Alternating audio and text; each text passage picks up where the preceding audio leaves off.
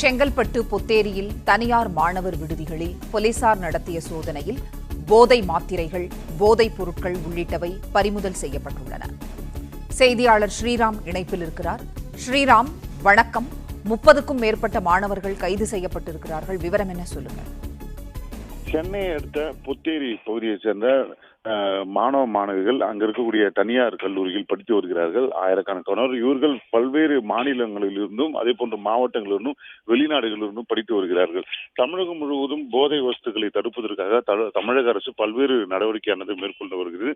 அந்த வகையில் பல்வேறு நடவடிக்கை மேற்கொண்டிருந்தாலும் இன்று புத்தேரியில் இருக்கக்கூடிய தனியார் விடுதிகள், மாணவ மாணவிகள் தங்கக்கூடிய 26 விடுதிகளில் 1000 போலீசார் அதிகாலை முதல் தற்போது வரை அந்த சோதனையானது மேற்கொண்டு வருகிறார்கள். அதில் ஒரு குறிப்பிட்ட விடுதியில் மட்டும் 30க்கும் மேற்பட்ட மாணவர்கள் போதை வஸ்துக்கள் மற்றும் மாத்திரைகள், அதே போன்று கஞ்சா, இது போன்ற பயன்படுத்தப்படும் பொருட்கள் இது பறிமுதல் செய்யப்பட்டு அதனை அந்த அறையில் வைத்திருந்த 30 மாணவர்களை அதிரடியாக கைது செய்திருக்கிறார்கள்.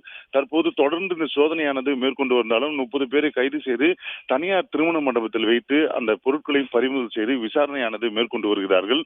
இதன் காரணமாக 1000 போலீசார் சோதனை தொடர்ந்து மேற்கொண்டு வருகிறது.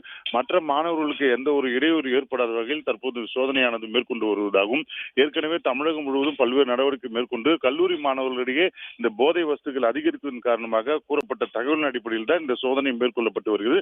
தற்போது 30க்கும் மேற்பட்ட மாணவர்கள் கைது செய்யப்பட்டு தனியார் திருமண மண்டபத்தில் அவர்களிடம் விசாரணையானது மேற்கொள்ளப்பட்டு வருகிறது. மதுரை மீனாட்சியம்மன் கோயிலில் பாஜக பிரமுகரும் நடிகையுமான நமிதாவிடம் கெடுபிடி காட்டப்பட்டதற்கு அறநிலையத்துறை அமைச்சர் சேகர் பாபு வருத்தம் தெரிவித்துள்ளார்.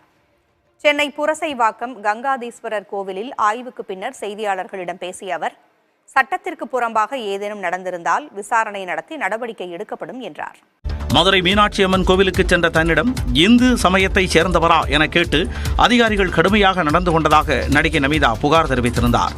இச்சம்பவம் தொடர்பாக மதுரை மண்டல இந்து சமய அறநிலையத்துறை ஆணையர் செல்லத்துறை கோவில் அதிகாரிகளிடம் விவரங்களை கேட்டு அறநிலையத்துறை ஆணையர் மற்றும் அமைச்சர் சேகர் பாபுவுக்கு அறிக்கை அனுப்பியுள்ளார். அப்படி ஒரு சம்பவம் நேற்றைக்கு நடந்திருக்கின்றது. நாங்கள் எங்களுடைய வருத்தத்தையும் பதிவு செய்து கொள்கிறோம். அது குறித்து விசாரித்து நிச்சயமாக நடவடிக்கை எடுக்கப்படும்.